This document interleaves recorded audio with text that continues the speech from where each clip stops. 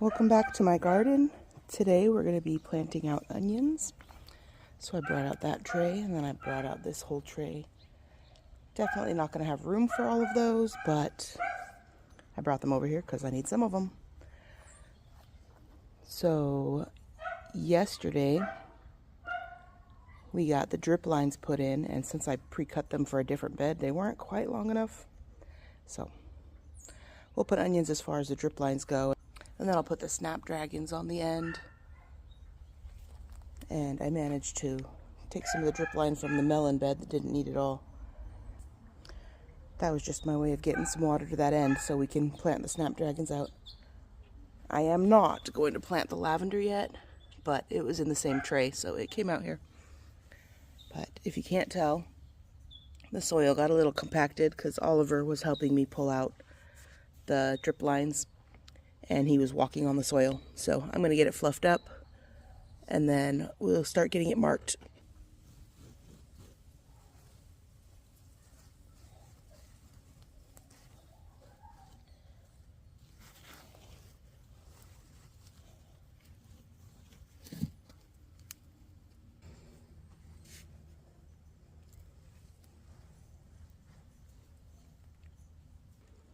Now this bed was filled with straight unsifted compost, so there's some big chunks in it, but that's all right. I think the plants will be okay. I'm going to plant them along the drip lines. I brought out a ruler so that I can make straight lines. The bad thing about a cinder block bed is that it's short. It's only like 8 inches tall or something. So sitting on one of my stools is too tall and I can't reach it. But you can step and sit on the actual cinder block, so that's lovely. And I have this pool floaty that used to be a shark that works very well for kneeling on, so I don't cut up my knees.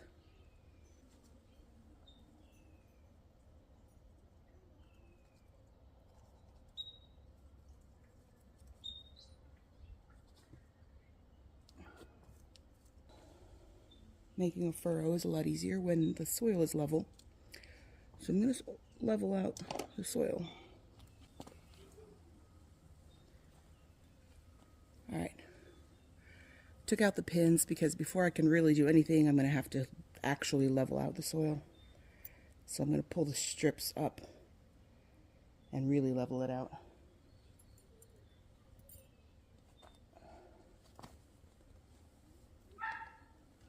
It's not a step that I wanted to have to take, but it is necessary.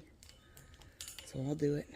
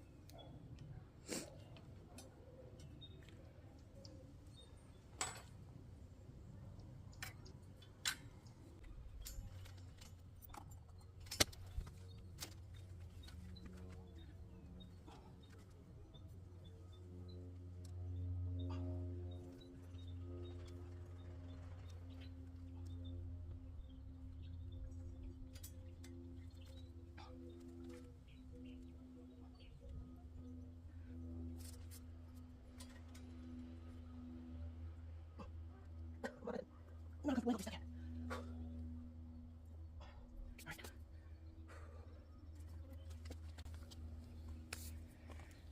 I might have to buy more pins to stick more of it into the ground, but for now, the ends are pinned, and that looks a lot better.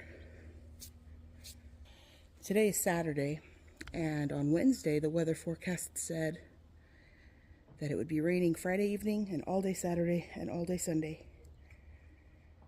And I'm very thankful that that changed because that means I can get this job done. So now it's supposed to rain this evening and then all day tomorrow and possibly Monday. So I would like to get these in before the rain, even if it's sunny and hot out here. Oh, look what we have next to us. Our beans are starting to climb. How cute. Can you see the twirling around that one, and a little bit twirling around that one.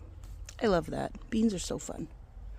A couple of them got a little damaged in the installation of the drip irrigation, but we're not going to talk about that. All right, I'm going to lay out a couple of my cups. This is a red. And this is that same variety. And that's some more of the red burgundy. This is a yellow sweet onion. This is a white grano, and there's only one in the cup. The other one's died.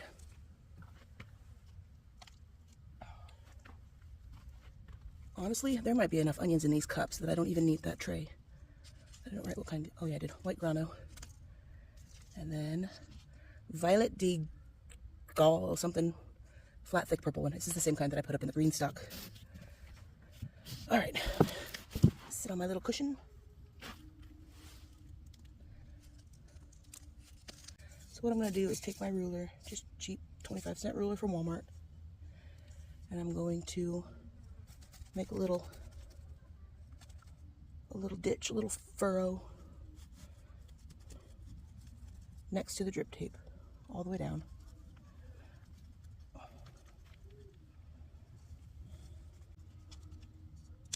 And then I'll take the cup with the onions, I'll pop them out with a little bowl, and then I will drop them. Break up that ball, separate all the root systems out like that.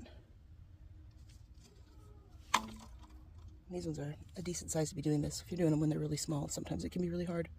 But take out each individual one like that, and I'll put the roots and tuck them down into the furrow, tuck them down into the ditch, and then I'm going to put them probably about 4 inches apart, so like that. I'm not going to be exact. They do need enough room to bulb up, but I'm not going to kill myself over measurements here. These roots are actually really deep, so I'm going to poke a little hole down inside of the trench so I can stick the roots down in deep.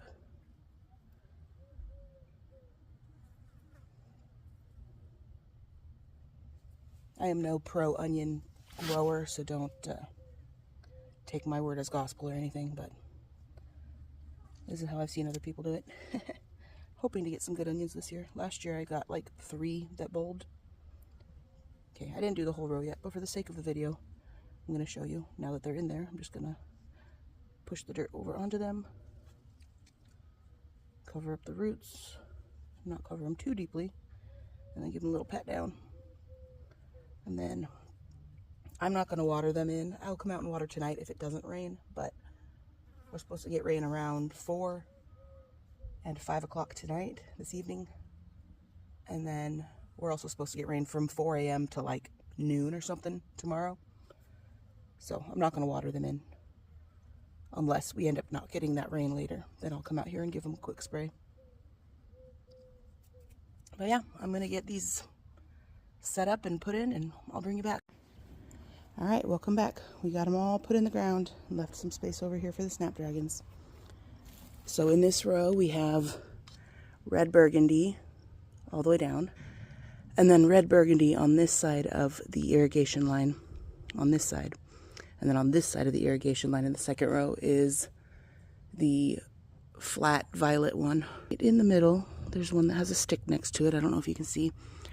That is the one and only yellow sweet onion that germinated and grew. So there's one yellow one in the middle of the 2 different red variety.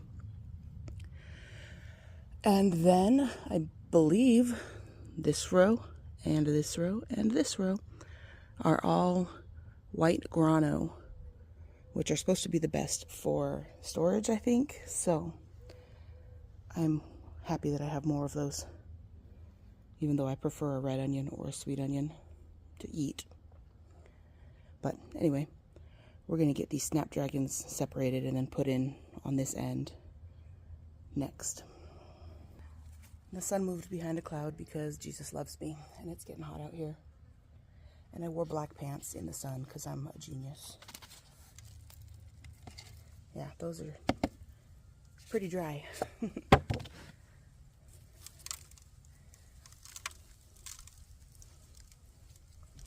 A lot of people will get really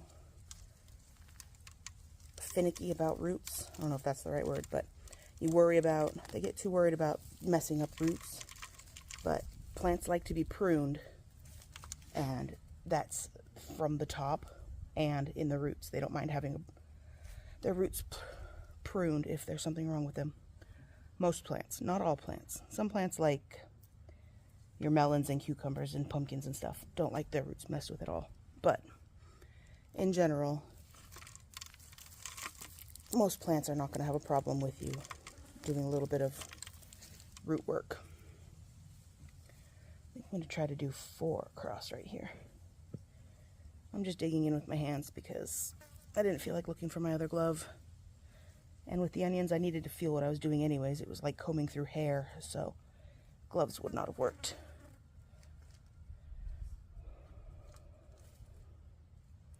I'll do this one on this side. I just ended up pulling off that whole bottom of the root ball, which might not have been the best thing, but there are still lots of roots in there. So I'll separate these two.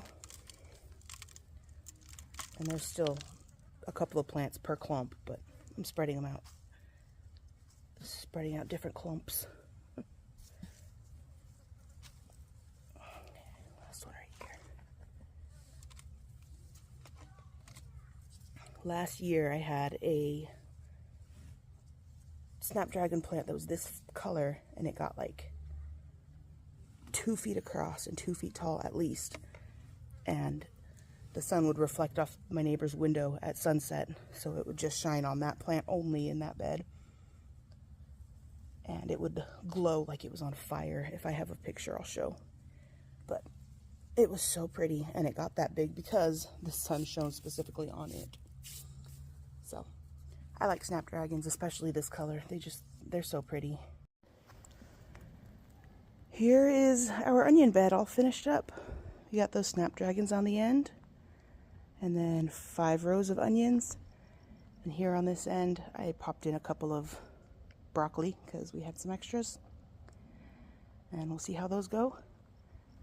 And I'm going to cover them up because I don't want birds in here scratching around and pulling out my onions.